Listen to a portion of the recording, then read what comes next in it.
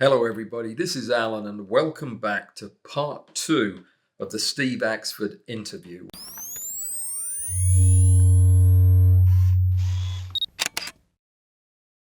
We're talking once again to Stephen Axford and Catherine Marciniak, who talked to me for so long and with so much passion and interest that the meeting that was scheduled for an hour went for 2.5. So this is the second half of our meeting. If you haven't seen the first video, I'd recommend that you do.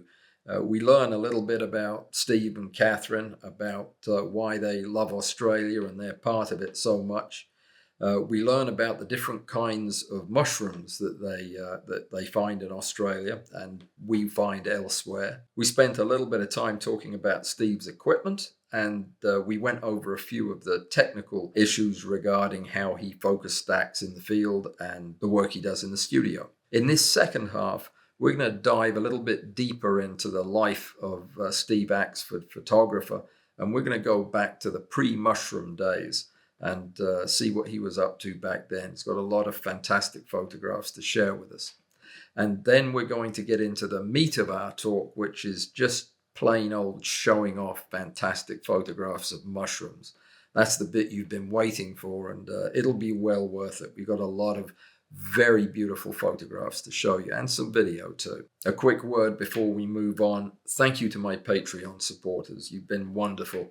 And I really do appreciate everything you're doing to make conversations like this one possible, and as well as everything else you're doing. So my thank you also includes a huge thank you to everybody who supports me and helps me in other ways. This would simply not be possible without your assistance, so it is truly appreciated. So without any further ado, let's get back to the conversation with Steve and Catherine. Well, there's one thing you cannot argue with, and that is your photographs are breathtaking. So however you're getting them, you're doing it right. It's a matter of getting the lighting right. So there'll be I'll have a stick. It's probably a small stick that these mushrooms are growing on. I need to get a dark background, quite a lot darker than the mushroom preferably. And I need to get lighting above and below on the mushroom. So I'll spend, first thing you've got to find the mushroom, then you've got to find a spot to photograph it. Now some mushrooms are growing in the ground, so you can't move them. So you've got to do the best you can with what you've got. Maybe you shade the area with an umbrella we use quite often. Yeah, so if you look at the Cortinarius, so Cortinarius, in this photograph, the Cortinarius, they're mycorrhizal, so they're not on a piece of wood, you can't move them, they are where they are, but they also often grow in clumps, don't they? So you can find one specimen that is more photogenic than the others. Would you move one?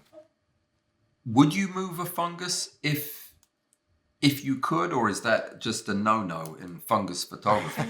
No in a conservation. Oh, yeah. You don't want to damage or spoil things for other people, but if you got a mushroom on a stick, yes. Yeah, you can move it and then you can put it back. A little bit like the fishy, you throw it back after. Well, I would put the mushroom back if I moved it. I don't want anybody to think I'd have thrown it away or eaten it. But this is a mycorrhizal fungus. So this grows in symbiosis with the roots of the tree. So you can't, if you move it, then you're breaking that connection. And it doesn't, generally speaking, it doesn't look right.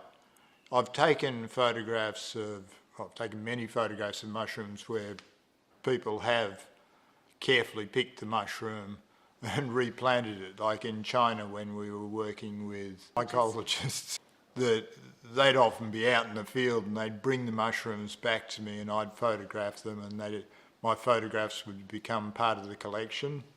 And they're collecting those mushrooms, so they're going to pick them anyway. But rather than expecting Steve to climb up and down cliffs where they're finding... they expected that too. But where these young people are finding these mushrooms, they'll often he'll set up like a studio in the forest. This is a great place, like a stump or, when we say studio, some we are- just mean a stump. Yeah, somewhere where I don't have to lie on the ground, I can actually, be in a relatively comfortable position, say this sort of height. So if there happens to be a stump you can put on, or a fork of a tree or something like that, That's shaded. with a nice dark background. You certainly don't want any sunshine spots in the background. Yeah, In fact, sunshine is the enemy of fungi photography. yeah. The best time to be in a rainforest is actually when it's raining. The second best time just after the rain. But when we're on those field trips, we don't have much control. Like when, we're on a field trip that's for 2 weeks in Yunnan or Nepal or something like that, you don't have much control. But that's when we use umbrellas to shade. Steve will use his hat. Yeah, when you were in the, I guess you were in China doing the Himalayan video. That was in northeast India. India, sorry, yes, of course. You were out in that nature preserve, cataloguing the mushrooms that you found there, and I saw you doing all manner of things to get your camera down to the ground and to get the shade that you needed. It looked like quite a palaver to get to the photograph sometimes. Do you find it physically challenging to spend a day shooting? I usually end up tired afterwards, but generally speaking, not tired while I'm doing it. I tend to get very focused on the mushrooms, so I don't worry too much. But I know I've commented a lot of times how energetic this photography sport seems to be. But we're also where we love to be. Like for both of us, the passion for this photography came out of our passion for nature and being in the forest. So there's something very energising. How many days out of the year are you guys out in nature taking pictures, either for pleasure or for work? We should turn the camera around and we'll show you where we live. Okay, do that.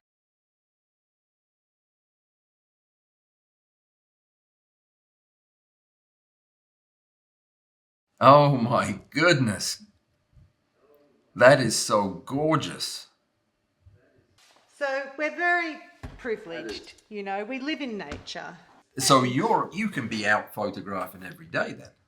We could be, and to an extent we are, because, say, if we look at another photograph here, I've got a time-lapse going, not of this particular specimen, but a similar specimen in our shed. So each day I go down and I check how the time-lapse is going. So this keeps me amused. So we're doing time lapses 24/7, and we've done that for years. So photography is part of our everyday life. Sounds familiar. So we're doing a time lapse of Philipsia subpurpurea. Oh my goodness. That's another weird one. Yep. That particular one, someone came up with the name of retro chairs, the 1960s. Yeah. 1960s uncomfortable chair that you sit in. Right, yeah, I've seen them. That's the one. They are just stunning. How long will that time lapse take? I mean, is that a week? That particular one, I would say 10 days for completion. Or, 10 days it will still be doing interesting things. They do vary. Say stinkhorns, which the mushrooms that smell, and they come out of eggs, and they may only take a few hours to come out of the egg. The mushroom itself grows slowly. It might be weeks and weeks and weeks in the egg, and then suddenly pops out. But then other mushrooms, I have had some that I've had a camera on them for a month or more. So it's quite variable. You have to get to know the individual mushrooms. So each one is slightly different in what it does, what conditions it needs. And some are very tricky to time lapse. So the Anthrocophyllum archeri, beautiful mushroom underneath. So it looks like not much on top. It's quite.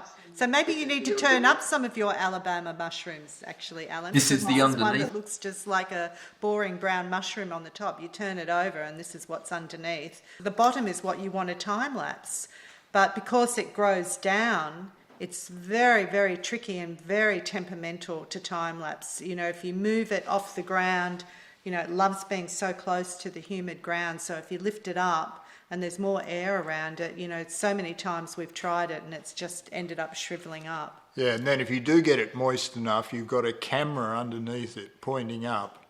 It's a little too moist for the camera. Yeah. Understood. And so that Phillipsia is one of those. You know, we're pretty chuffed at the moment because the 3 days that it's been time-lapsing, it's actually growing, and we've had a lot of trouble time-lapsing that species. How many cameras will you have running at a time with all of your time lapses going on? Currently there's 4.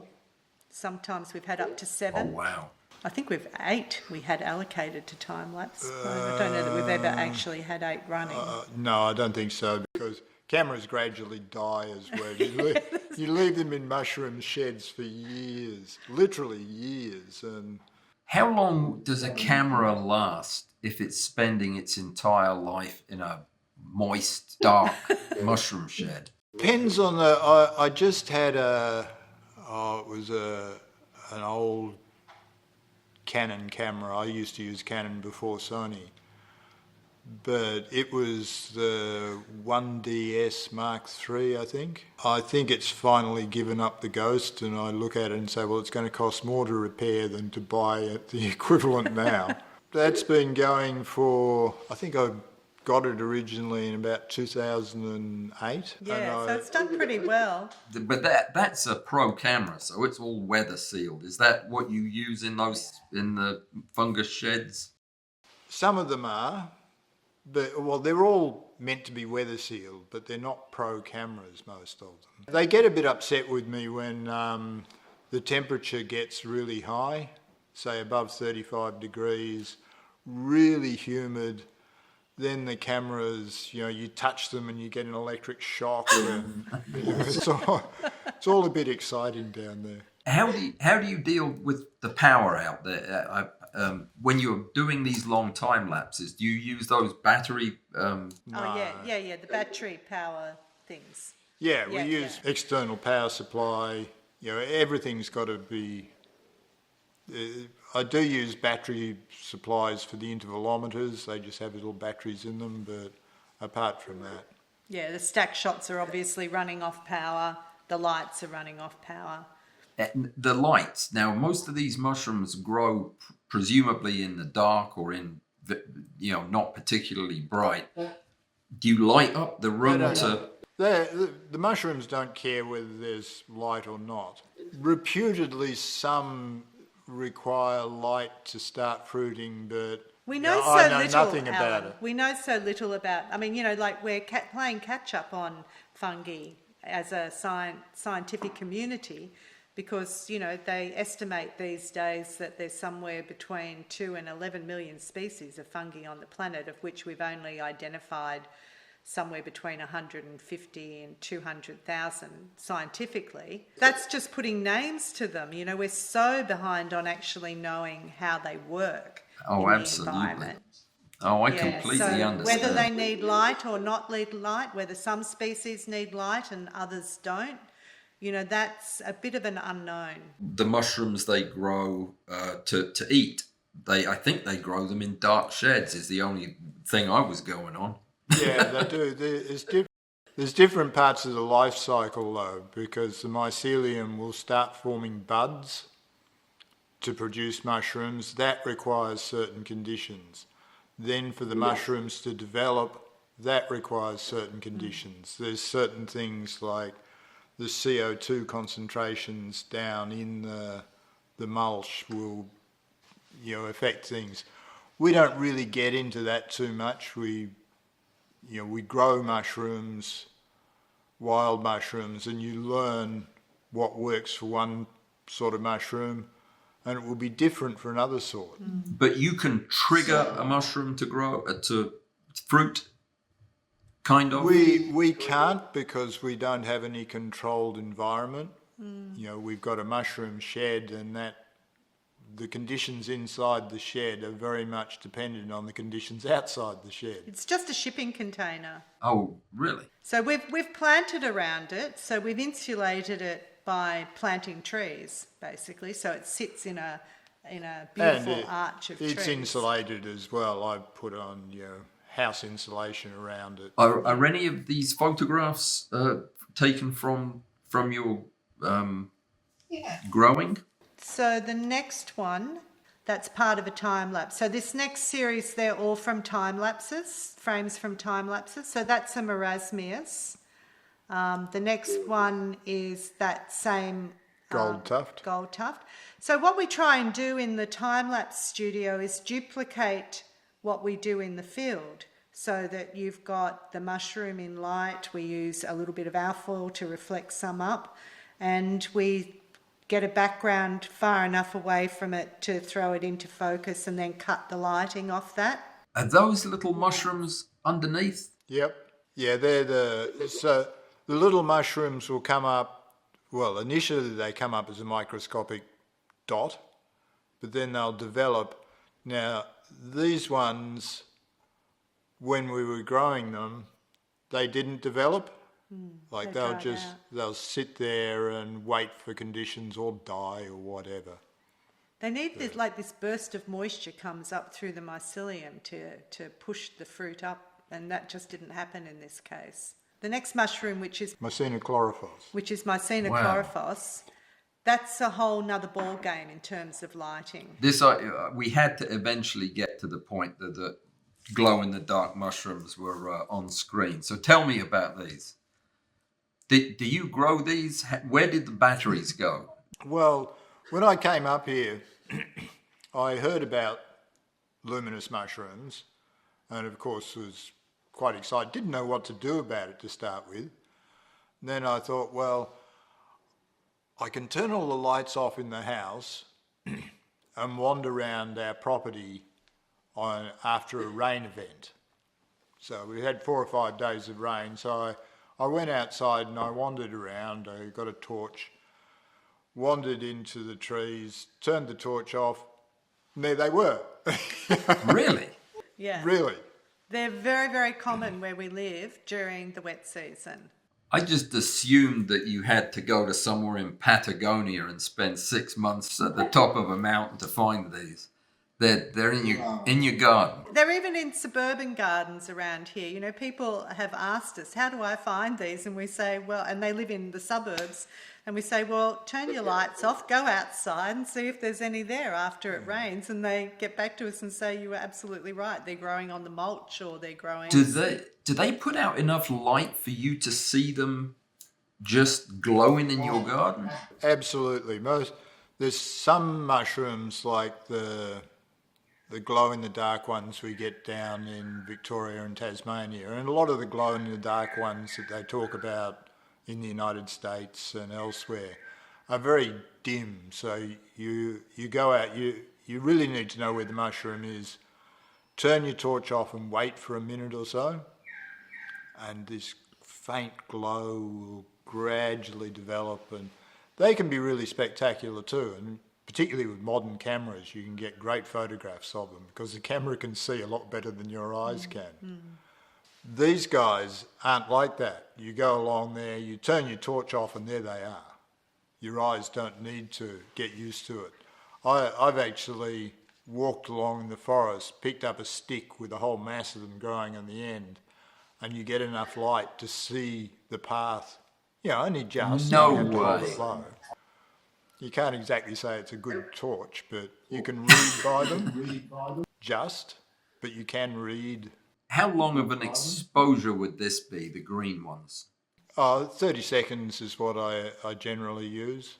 So 30 seconds and ISO 800. That's quite a bright mushroom. Wow. Are the ones behind it the same species? Yeah, they're developing and they're just starting to get the glow. You can see the bigger ones brightly glowing. These mushrooms, that sometimes you get specimens that don't glow at all. I've had growing on one piece of wood a mix of luminous mushrooms and non-luminous mushrooms. So what exactly is going on there genetically, I'm not sure. Looking like they're growing from the same mycelium. Is that common to see two different species of mushrooms growing on the same substrate? Oh yeah. It's very common, yeah. Yeah. But we actually think this is the same species, just some of the mushrooms glow and some don't, and we don't understand why. But the interesting thing about this is that, photographing luminous fungi, it's tricky to get a little bit of the background in the shot so that you can actually see the substrate. And so that's the challenge, is doing it in a way that you can see. Getting just that little bit of light, because if you take it with absolutely no light, you tend to just see the mushrooms and nothing at all of what they're growing on, or maybe the tiniest bit of reflection here when it doesn't look very good. It just looks like mushrooms growing out of blackness. So it's better if you get that little bit of light so you can just get a faint idea of the background. So Steve will put these in a spot, even when he's just photographing them in the field, well, usually here, where he's just getting a little bit of spill light from the house or something like that to just bring up the background a little bit. But you'd never use a torch, for example, to just paint a little bit of light in around it? Well, you could, but you wouldn't paint it in on that area. It'd be far too bright. You might shine the torch up at the leaves overhead, and that might provide a bit of lighting for you. And also you focus stacking, so, the consistency of a torch moving around probably isn't wise, so you're introducing another variable into it. Yeah, you can't do that. You've got to have a fixed light for focus stacking. Yeah. But this is actually taken from a time lapse. So in the time lapse shed, we have another little shed which we tend to use for the luminous fungi, so that nothing that we're doing with another setup will impact it. Right.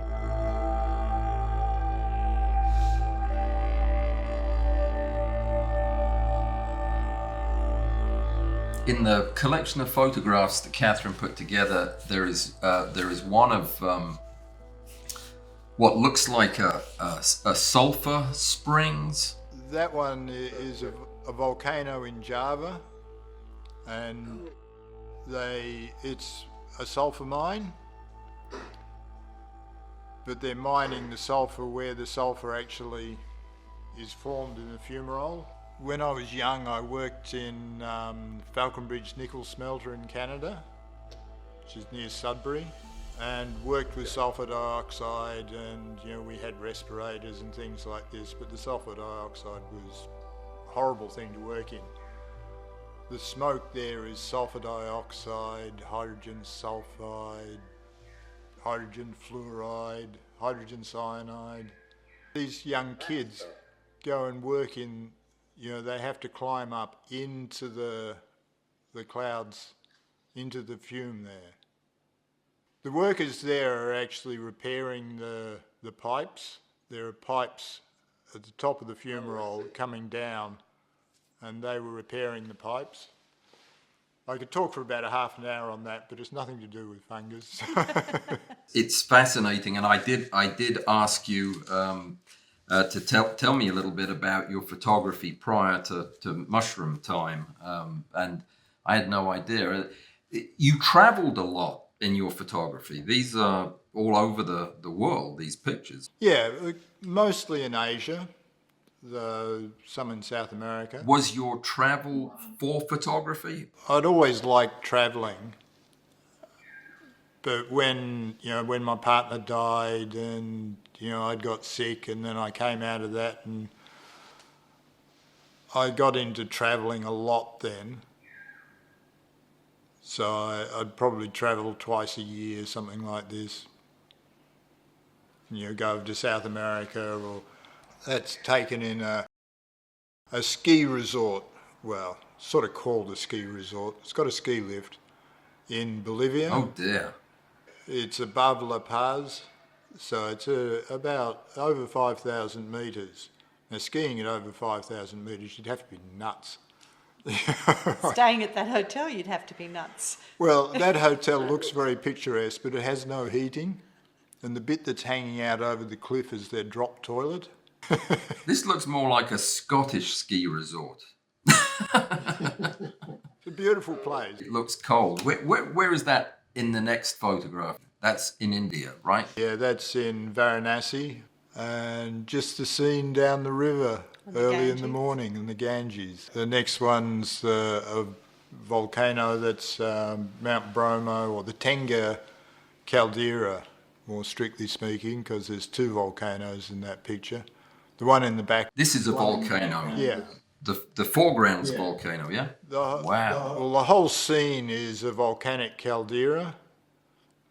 The little bit of smoke coming out of the volcano in the foreground is Mount Bromo, and the one in the background's Mount Semeru. And where is this? Java, Indonesia. That's where Krakatoa was. That's it. I went there as well. Steve really got into volcanoes for a while. Oh, really? Do any fungi grow in volcanic ash or? Probably, but I've never tried to combine the two hobbies. There's fungi in the Chernobyl reactor. Yeah, that's an interesting one. The only thing that can live inside the reactor core of Chernobyl, they found fungi growing. Who found fungi growing? And what were they doing in there? That's what you need to worry about. Sample and analysed it for any life forms. They sent a robot down, actually. I've seen, yeah. Because you can't go anywhere near the reactor core. I can't believe that. I bet they glow in the dark too then. Well, oddly enough, they protect themselves from the radiation, and even they metabolise the radiation by using melanin. Oh, yeah? They coat themselves with melanin, and they manage to use a small amount of the energy of the radiation. They only have to use a fraction of 1% of the energy. Things can live in those hot vents at the bottom of the Marianas Trench, I suppose. A nuclear reactor shouldn't surprise me. Anything's possible. I think this is part of the obsession and why we fell down this rabbit hole of fungi, is that the science is forever interesting, like we find out new stuff every day. I notice in your videos that you have a lot of young mycologists working with you, or a lot of interesting people who are associated with mushrooms. Educational. Do you have a relationship with the university system, or do you train people? How do they get on your program? Well, we do have relationships with universities. So we have a relationship with the Kunming Institute of Botany. We have relationships with various mycologists around Australia. It's not in most cases, it's not a formal relationship. KIB is. I mean, we were invited by the Kunming Institute of Botany back in 2013, I think it was, or 2014. 2014, to come over and document fungi while they were doing one of their annual fungi field trips, photographically, so that they could use it in a field guide. So my first book published of mushrooms was in Chinese, and I can't read it. Oh my goodness. So lots of photos of mushrooms. This is in Yunnan. So this is, it was done in the Nabinhair National Nature Reserve, which is quite close to the border with Laos and Myanmar. Somebody is going to want to know where they can get that book. They can't. It's published by the Kunming Institute of Botany, and it's mostly a field guide for locals. So then when they go into the field these days, they take this book with them and show them to the locals. And the locals love it. The locals love it, yeah. They just love seeing information on the mushrooms that they know from the forest. They say, I know that one. Yeah, I was interested to see that the people that you speak to when you were on your India trip, would tell you which mushrooms killed their local kids and which ones didn't. I mean, I suppose that's a good way to figure it out.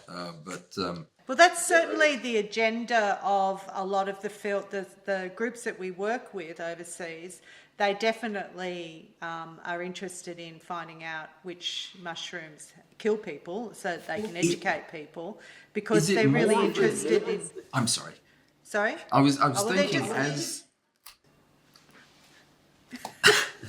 as people are put under more and more pressure with the way the climate's changing and just the whole environmental shift, are people relying on fungus more for food than they used to? And is this bringing the problem to the fore? Or I'd not heard about mushroom poisonings to the extent that I did in your video, and I was a bit shocked to hear that. Is it new, or has it been going on? I think it's always been going on. The mushrooms are little chemical factories. They produce a vast number of chemicals. Unfortunately, the occasional one is quite toxic. And the most toxic mushrooms are in the Amanita family, or Amanita genus. Amanita phalloides being the group which is the most toxic. And they unfortunately look, they're a nice big plump mushroom that's basically whitish, cream coloured. So lots of edible mushrooms look more or less the same.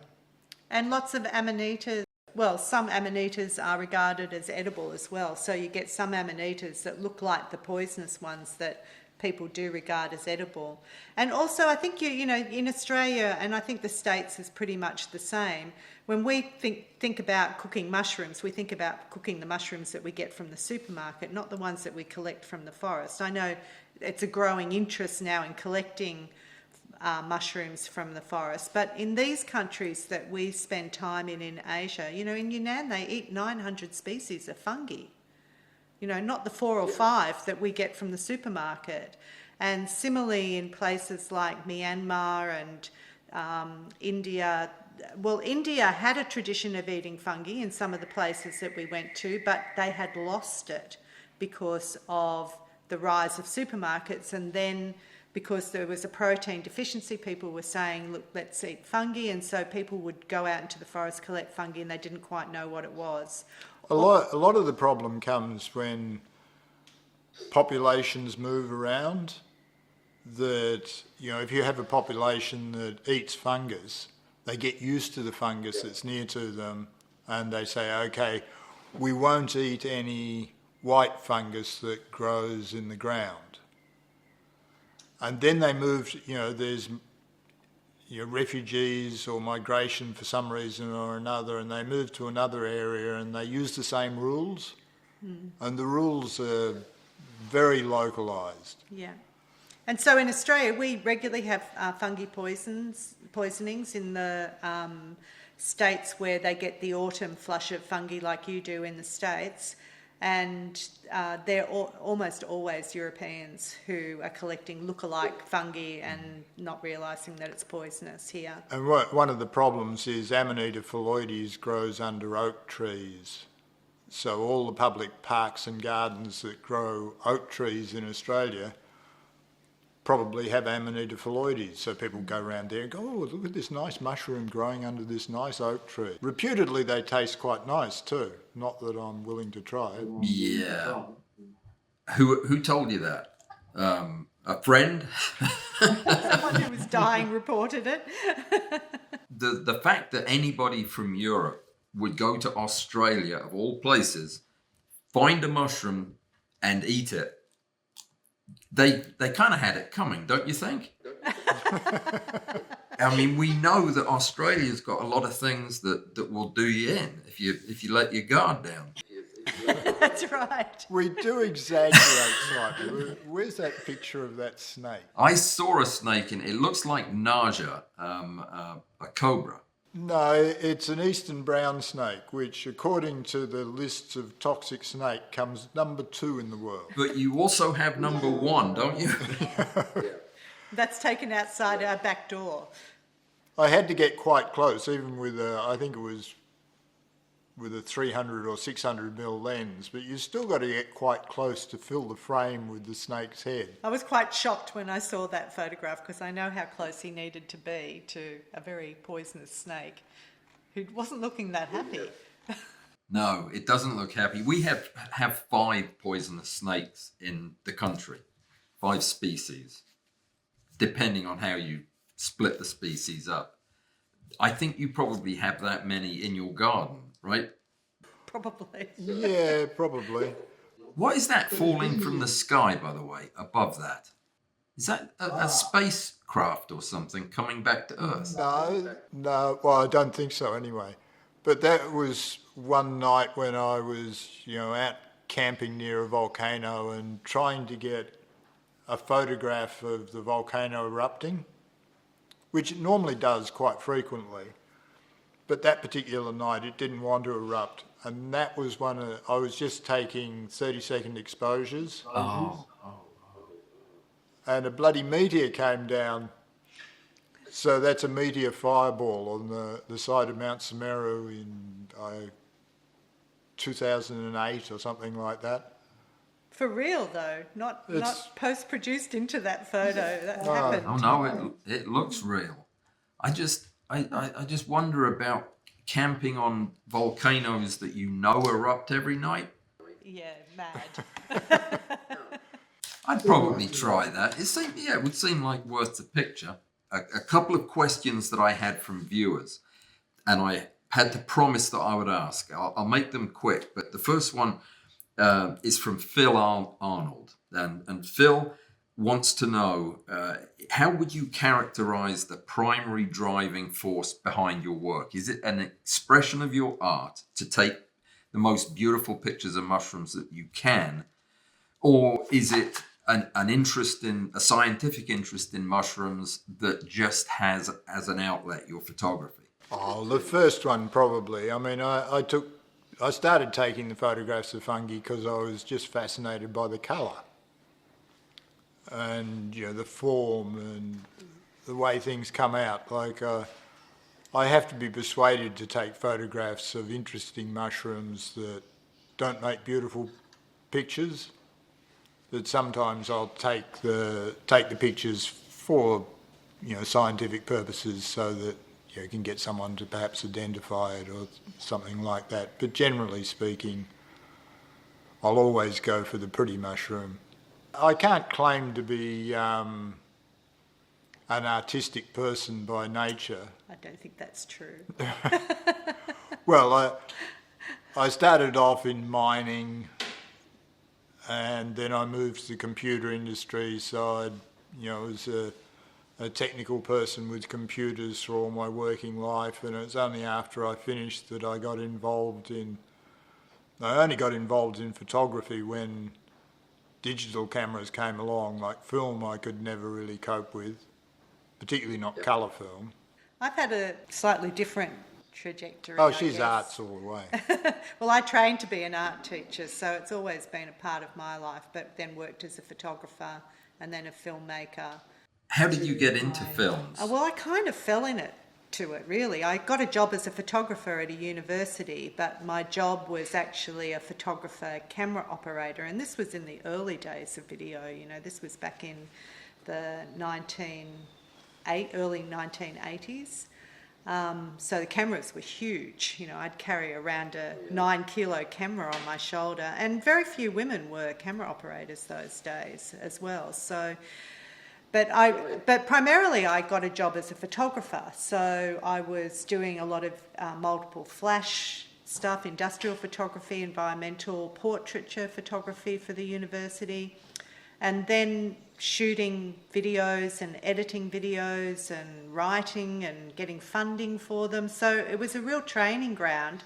But I do remember waking up one morning about 3 years after I got that job and went, I make films. Is that what I want to do? But I loved it. And so it's been such a beautiful mix of... She's a storyteller. And you've won awards for your work as well. I have. She's very good at it. That's always nice. Yeah. I feel like I've lived a very privileged life making, because I came from a working class family. It was only that I went to art college, won a scholarship, that I ended up having all these opportunities. But I've lived a very rich life through it, met amazing people and travelled to places that, have just spoilt me as a traveller. I can't travel to places without wanting to be in the culture a little bit. So even when we go places these days, if it's not on a fungi safari, which is just, the ultimate way for us to travel, we do tend to hire local guides and spend time in places rather than try and do too much in one trip. Do you travel outside of the fungus world? I mean, do you have time to... Do you do anything that isn't around photographing fungus? I mean, it doesn't seem like you have time. No, we do. Like, we're planning to go to Greece. Yeah, But but we we're going always to the mountains where we know that some of our fungi networks is. You're going to Greece and you're not going to look for mushrooms while you're there. Yeah. We pretty well always manage to weave the mushrooms into it, but we go to other places as well. Do you ever go out looking for mushrooms just for the fun of it? When there's no video, there's no camera on you? Yep. Yeah, we do. So we'd probably do that. I mean, look, often after a rain event, we'll go out and just have a look. And these days I only take video if I really think it's going to be worth it, because it's a lot of lugging into the forest of gear. So usually I'll scout it first, and then if there's... I mean, we're so lucky. We live near forest, so if... Yeah, we can always go out, and if we find mushrooms, then we come back, home, get the cameras, go out again. Got it. So we do that. We love bushwalking, and in our travels there'll be days when we... and there are places that we go where we're not really looking for fungi, but if it's there, we'll find it. I mean, you can't help... Oh, I know you will. Because you get your fungi eye in, Alan. I think this is your little issue. Is like I've always been interested in fungi, as I've been interested in mosses. I've been interested in the natural environment. But it was only after meeting Steve and going out into the forest, really looking for fungi, that I believe I've got my fungi eye in, and I have this little theory that it's hooked up with my emotions, because there's an aha moment or a wow moment or a discovery moment that then reinforces those pathways in your brain so that you have more pathways to see fungi. So that's what I think there is literally a neural, a brain thing that happens that makes you better at finding it. I've always thought that if there weren't any fungi in the world, I'd probably be photographing spiders. Makes sense. Well, let's get back to the photographs so we can finish these up and you can get back to the forest.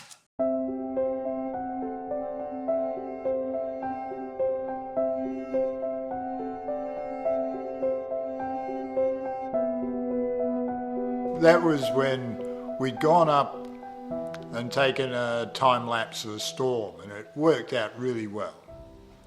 So then I came back home and I thought I'd take a time lapse of mushrooms, so we had a spare shower. So I blocked off the windows, made a little dark room, filled the shower up with rotting logs. And you have to have a very cooperative wife with that sort of thing.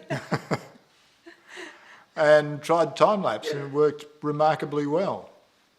And then the BBC had seen his glowing mushroom photographs on the internet and had contacted him really as a research thing to try and find out where they could find them to film them. Yeah. And Steve had these initial time lapses, and he said, well, do you want to see these? And they just loved them. And no one else had done any time lapses of fungi pretty much at that time. So there'd been some very early ones done on film. Yeah, but, so they sent out a producer and had a look at what I did and decided the best way to do that was to provide me with a bit of extra equipment and get me to do it myself. Yeah. And so then the time lapses ended up on Planet Earth 2 with David Attenborough narrating behind them and done in our spare shower mostly. That was done in your shower with rotten logs. Yeah. That David, okay, all right. Does David know that? He didn't let on when he was talking about it. And so that has now led on to many, many documentaries they've been in. And you know, the thing that we get great heart in is that initially when they were used, they were as a beautiful lead into the story of insects and glowing mushrooms in Planet Earth 2. But a lot of the time they were just used as pretty pictures. But now we're getting people who are doing a film about kangaroos, and as part of their visual explanation of the ecosystem in where these animals live, they want a couple of mushroom time lapses. So people have moved from seeing them just as pretty pictures to seeing them as an integral part of the environment. And we feel very, we feel very proud that we might have had a little role to play in kind of shifting that thinking about how important fungi is on the planet. I would say so. And so now we've put together a whole bunch of time lapses to give people a sense of the journey that we've gone on from those original ones done in our shower to where we are now with time lapses. And we have like a catalogue of over about 500 time lapses now.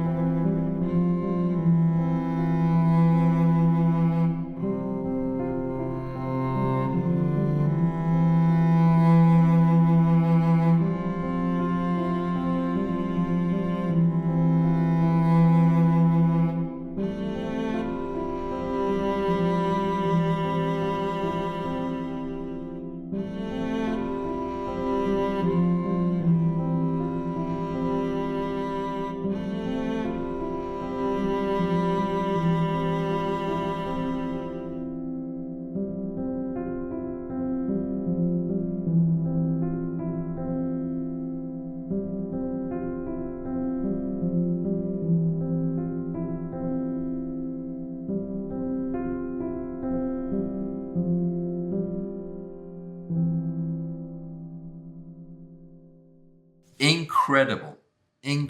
Now, these spores that you're shooting blowing out from under this mushroom? Yeah, I am. So that was my latest little experiment. I'm really interested in capturing spores. It's a very tricky lighting exercise because, you don't want the mushroom to be a silhouette, but to get the spores, you have to almost put a light right behind them. So getting the light in exactly the right situation, getting a little bit of fill on the foreground mushrooms, and then doing all of that with a track.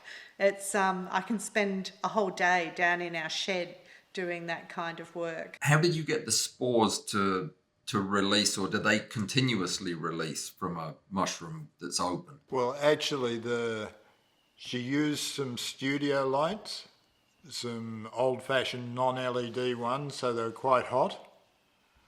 And as it turned out, that amongst other things, heat will make the mushrooms release their spores. Heat and water, actually. I was also spraying it with a misting bottle. And one of the things that we learnt about doing this is that when spores, often in our time-lapse studio, obviously we're shooting, time-lapse, so you don't capture the spores, but we would see that spores hadn't necessarily fallen below the mushroom. Sometimes they were on top of the mushroom or on the wood around the mushroom. You'd have a mushroom sitting here and the spore print would be over here. And so, or on top of the mushroom, you say, well, how does the spores fall down and then come up and land on top of the mushroom? Something odd's going on here. And so what we discovered when we did this was that for a lot of mushrooms, particularly guild mushrooms, when they drop their spores, it relies on there's an enzyme in the spore and that collects moisture.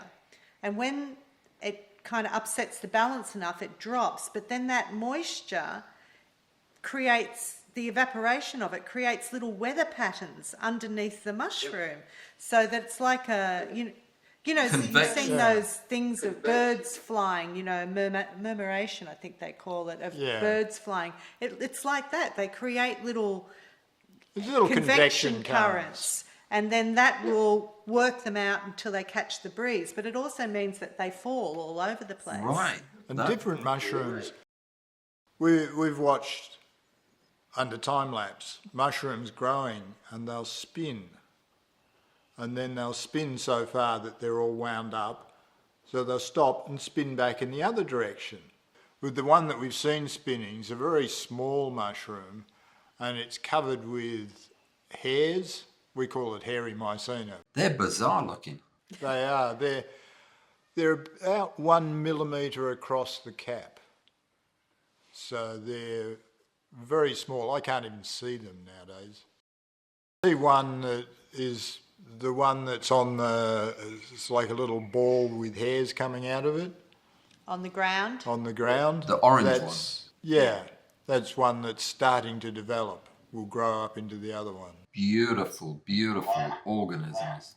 What are we looking at in 54? Did you accidentally put a photograph of a liver in here with your mushrooms? That's a slime mould, in fact.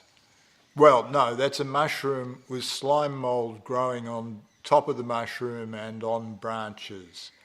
And the slime mould is fruiting. The slime mould goes through an amazing sort of life cycle where it covers everything in what looks like a slime, dog's vomit or something like that.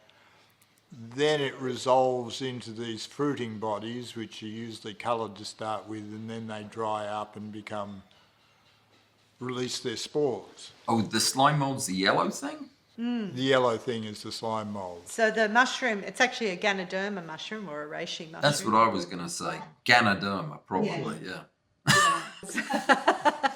I thought you'd suddenly become educated. Is this growing out of the ceiling as well? It was growing off the side of a log. Yeah. So Ganoderma is one of those fungi that's probably parasitic. Over a very long period of time, they'll kill their host tree. But that's just part of the cycle of the forest. Is that true of most of those ear-type mushrooms that grow out of trees? The shelf type, yeah. Yeah, they're a bit unsure of, a lot of them are parasitic, mildly so anyway. Some of them will kill the wood and then consume the dead wood. Other ones just occupy dead wood. So if there's a spot on the tree that's died, they might grow on that. Maybe they'll do damage to the tree, but it often can take decades for anything like that to happen. Mushrooms are really interesting because they can change what they do. That some mushrooms might start off their existence as single-celled fungi within the leaves of trees, for instance. As the leaf may fall, they may change into a macrofungi that's a saprobe that's making its living from dead bits of wood and so on. So they can shapeshift, which is really... I mean, but you can hear, that question, what enthralls you about fungi? Is it just the beauty as a photographic object? I mean, for us it's not. It's, the more we learn... We've spoken as much about the science of fungi here as we have about the photography. Yeah, I'm not sure you can separate them. Their beauty is like anything else. They're in their totality. It's in everything that goes with them, and as well as the way they look. But going back to the way they look, is there one species, Steve and Catherine, that is your favourite, the one that you want to find when you go out, the one that makes your day when you see it? In a one-word answer, no. But there's a couple. We've got several mushrooms that we're always pleased to find. So it's usually the excitement of, finding something new, something you haven't seen before. If we find a familiar face that happens to be a particularly beautiful specimen, then of course we'll get excited. But don't go out looking, or rarely go out looking for a specific mushroom. This mushroom here is always a bit of a wow for us. So the one on Steve's t-shirt, which is also in the time lapse. So that's a rare mushroom in an endangered ecosystem where we live. And it's only just been named this year after a 10-year investigation. So that one is always a wow if we find it, because, it's unusual. It's unusual, and it's a little bit of a favourite of ours. And we've helped... And it's a beautiful blue, and blue is certainly one of the rarest colours. What is the mushroom named after you, Steve?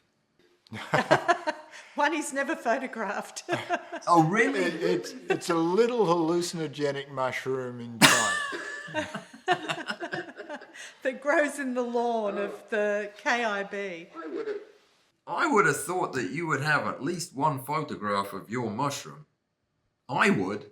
They named it after him at the beginning of COVID, I think. It was after our last trip there, and he's just never photographed it because it's just a little boring mushroom that comes up in the grass at the Kunming Institute of Botany. Although since the paper was published, the gardeners there make a point of making sure that there's none in the lawn anymore.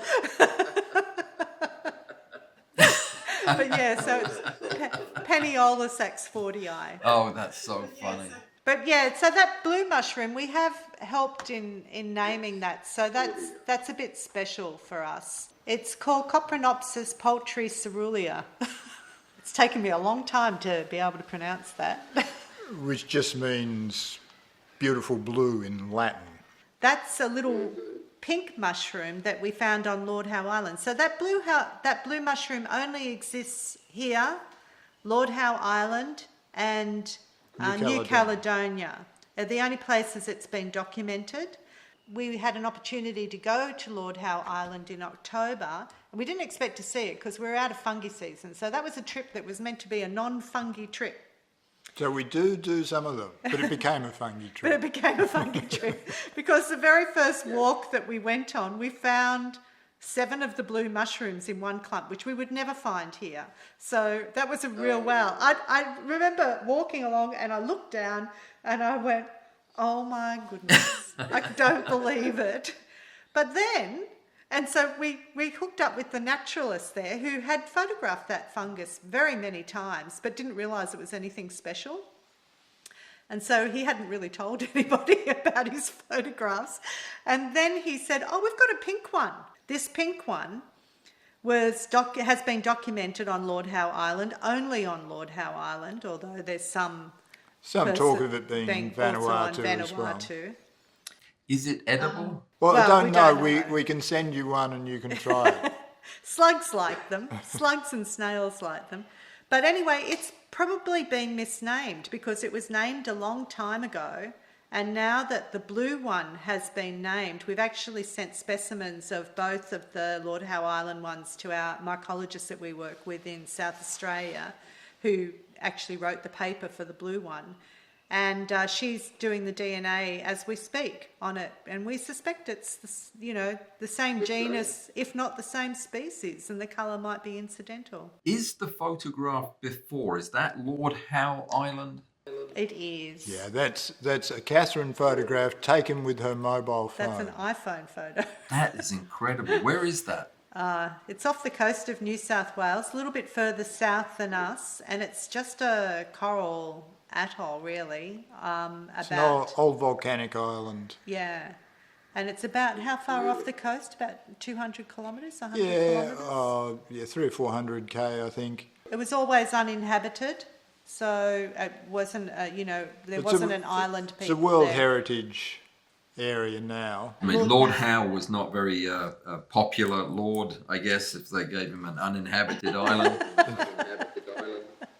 I have no idea who he was.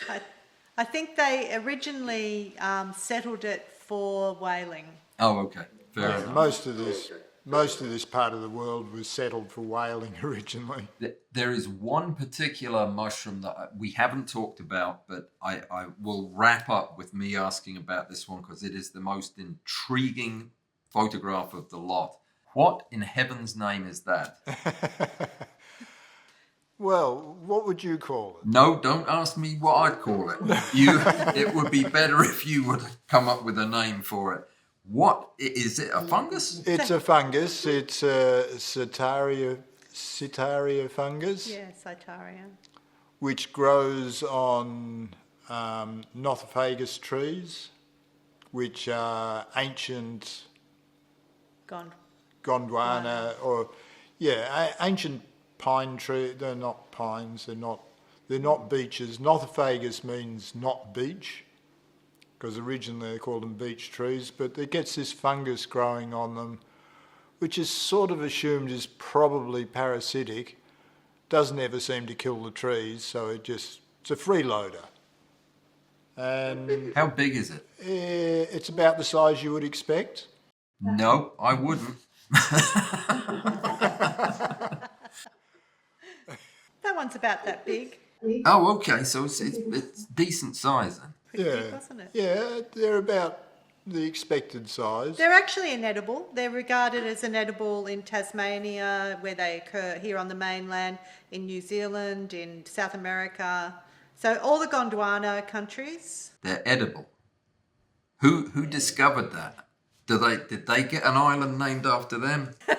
Well, they deserved it. We can't say that one particularly is edible because we don't know, but in South America they eat them. First they call Nation them people here ate Sitaria. It's in the documentation, whether it's that one, whether Tasmanian it's that one. Yeah, ones. I wouldn't want to bet on it, but it probably is edible. I tried them in South America, and my comment was they need a bit of pepper. They're a little bit tasteless, but I think you could find quite a lot of them, and they provided some sort of nutrition for people who didn't have any food. Yeah, I get It's that. a beautiful photograph, though, isn't it? It is a beautiful photograph. It is a bizarre thing to... It got a lot of hits on Instagram, that one. Yeah, it was very popular on Instagram. I bet. And a few I bet comments. it did. If you're looking for lichen photos when we're talking about that, we have got one which is a really lovely one. Yes, I was looking at that. That is gorgeous. Lichen in the ice. But we did get asked what is the all-time favourite photograph that he's ever taken. That's gorgeous. I can see why that would be your favourite. I don't really have a favourite photograph. The next one I'm always looking at. That looks like porcelain. It's another example of a mushroom that looks absolutely stunning underneath, but on the top surface, it's all a bit uninteresting. That's the bottom of it? That's the bottom of it. Yeah. Oh. You have to turn it up. So it's like a little boring browny pink mushroom when you look at it from above, but you turn over the log and that's what you get presented with, and it's always interesting. It's gorgeous. And I just think everything, you know, from my point of view, one of the reasons I really love it, and I think why it's proved to be so popular, just generally, is that the tones of that photograph, everything is complementary. You know, the shape of the fungus, the greeny, bluey teal of the background, it all works. Even that little splash of light in the top left just looks perfect, again, setting off the gold in the... With a lot of these photographs, there's an area outside the back door, and it goes onto a rock wall. So there's a rock wall the side of the house. And late in the afternoon, when the sun's way over there, so the rock wall is completely in shadow, there's some light coming through the roof because of the polycarbonate sections of the roof.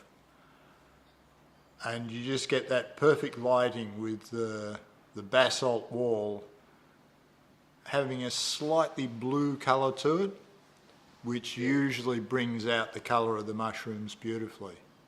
So a lot of my photographs at one stage were taken in that spot by the wall. If they're not taken in the field, then ones around home, I just bring the log up and put it there on some old speaker stands, and that was my studio. Does the basalt really reflect the light with a blue tint to it? Yeah, it seems to, or certainly that section of bluestone for me.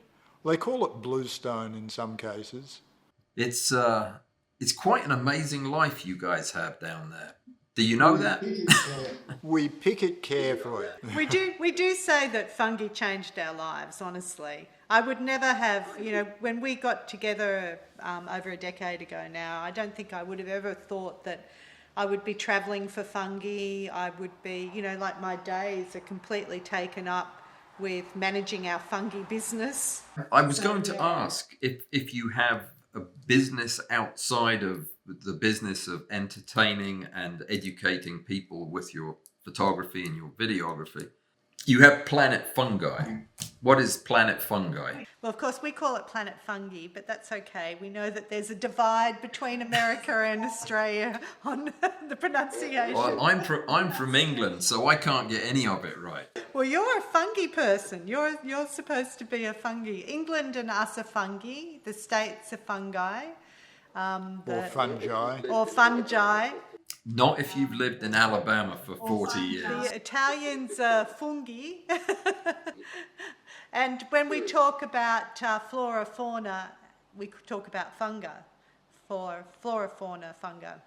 But yes, besides doing what we do, doing photographs, obviously we make films, small ones, longer ones. We're doing a film at the moment ourselves called Follow the Rain, where because of COVID we didn't travel overseas for the last couple of years doing fungi stuff, so we decided to follow the rain around Australia, starting where we live, which flooded in February, so, you know, there's been a lot of rain. We didn't have to follow the rain followed us.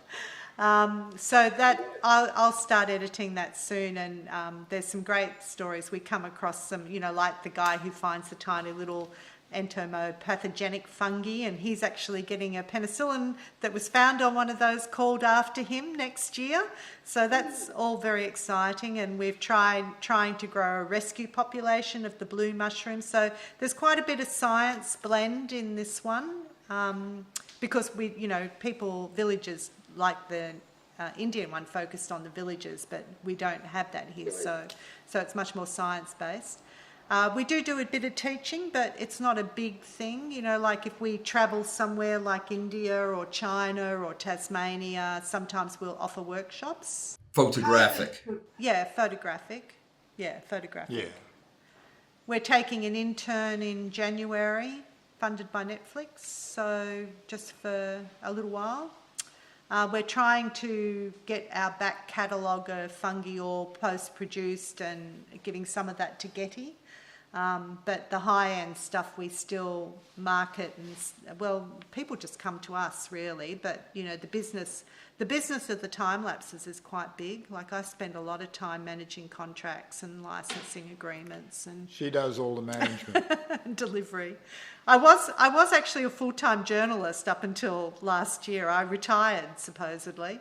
But now I say refocus. Yeah, so I was a journalist for our public broadcaster in Australia. You won a prestigious award for your journalism. I was nominated. I won as part of a team of people who covered the 2019 bushfires. We won a Walkley Award for journalism.